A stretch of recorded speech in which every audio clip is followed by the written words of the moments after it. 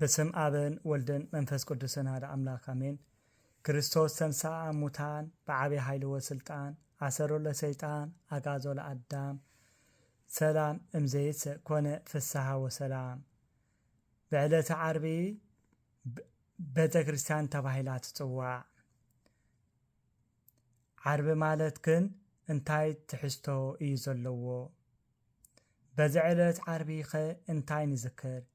ቀዳማይ ዓርቢ ማለት መፈጸምታ ከምቲ ንፀሓይ ብርሃና ብምብራቕ ጀሚራ ብምዕራብ እትወድእ ከምኡ ድማ እግዚአብሔር ዓለም ብምልኡ 22 ፍጥረታት ክፈጥር እንከሎ ሰንበት አይሁድ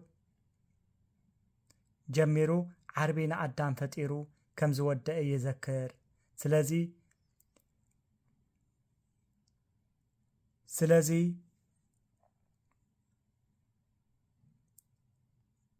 ንፍጥረታት ኩሉ ፈጢሩ ዝወዳእላ ዓለት ብምዃና መወዳእታ ወይ መፈጸምታ መጨረሽታ ብምዃና ዓርቢ ንብላ። ዘፍጥረት ምዕራፍ 1 ፍቅዲ 26።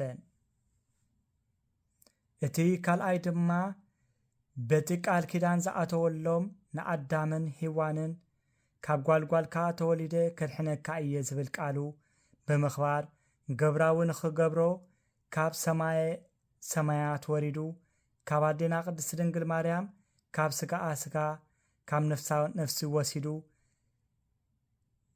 ከም ሰብ ጠሚዩን ጸሚዩን በጃ ኩሉ ኃጢአት ኩሉ ነገር ገይሩ ንወዲ ሰብ ሰላምን ፍቅርን ሰቢኹ ናይ ድሕነትን ተግባርን በታ ዓርቢ ዝፈጠረና በኣኣ ድማ ክቡር ደሙ ኣፍሲሱ ቅዱስ ስጋኡ ቆሪሱ ዝሃበና በዛ መፈጸምታ ዓርቢ እዩ። ስለዚ እዛ ዓለት ዓርቢ ነዛ ብደመ ክርስቶስ ዝተመስረተት ቅድስቲ ቤተ ክርስቲያን ምዃንና ንምዝካር ቤተ ክርስቲያን ተባሂላ ተሰምያ። ቤተ ክርስቲያን ግን ኣብ ክንደይ ይኽፈል? ትርጉሙ ኸ እንታይ እዩ? ቤተ ክርስቲያን ኣብ 3 ይኽፈል።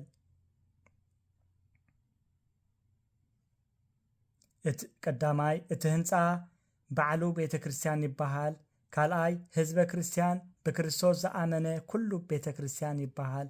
ሳልሳይ እኩብ ስድራ ቤተ ክርስቲያን ሓደ ዝኾነ ቤተ ክርስቲያን ይበሃል። ግብረ ሐዋርያት ምዕራፍ 11 ፍቅዲ 22፣ ሮሜ ምዕራፍ 16 ፍቅዲ 5፣ ቀዳማይ ቆሮንቶስ ምዕራፍ 16 19፣ ቆላሴ ምዕራፍ 4 15፣ ግብረ ሐዋርያት ምዕራፍ 20 28 ክንምልከት ንኽእል። ስለዚ እዚ ኩሉ ብዕለተ ዓርቢ ተፈጢሩ በዚ ብዕለተ ዓርቢ ድማ ድሕነት ብምልባስናን ቤተ ክርስቲያን እውን በቲ ክቡር ደም ክርስቶስ ብዕለተ ዓርቢ ብምስራታ ኣብ ሰሙነ ፋሲካ ዘላ ዓርቢ ቤተ ክርስቲያን ተባሂላ ትጽዋዕ። ማቴዎስ 26 27 ክሳብ 29። መልክዕ ባርያ ወሲዱ ርእሱ ኣሐሰረ ሰብውን መሰለ ብንብረቱ ከም ሰብ ኮይኑ ተረኸበ።